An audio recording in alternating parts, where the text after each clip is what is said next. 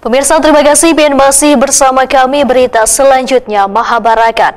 Dewan Banjarmasin meminta SKPD di lingkungan pemerintah Kota Banjarmasin untuk bisa melanjutkan programnya dan telah tertinggal dalam pelaksanaannya setelah SK Wali Kota terkait revokasi yang dicabut, sehingga sarana prasarana diantaranya jalan maupun jembatan yang rusak bisa secepatnya dilakukan perbaikan di tahun 2024 ini.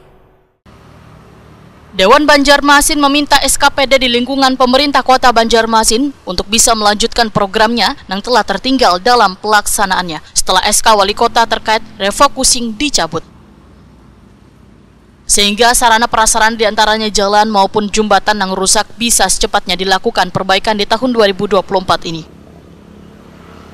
Ini dipadahkan anggota Komisi 3 DPRD Banjarmasin Aliansa lawan Prima TV jelang tengah hari Selasa 18 Juni 2024.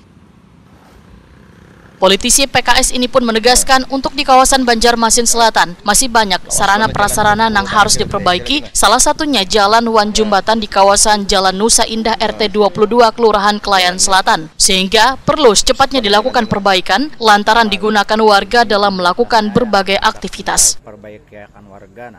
Aliansa menyatakan ada beberapa pokok pikiran yang telah diusulkannya sudah mendapat tanggapan wan diperbaiki oleh pemerintah kota, namun ada pula yang masih belum dilaksanakan.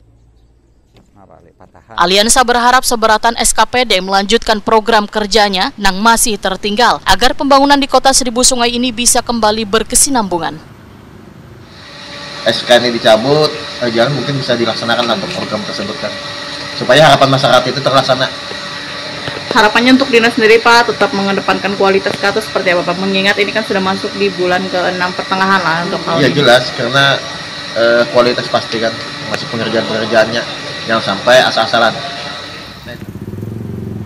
Aliansa menyatakan walaupun berada di pertengahan tahun 2024 dalam melanjutkan program kerja, namun SKPD tetap harus mengimbangi hasil kerjanya dengan kualitas pengerjaan.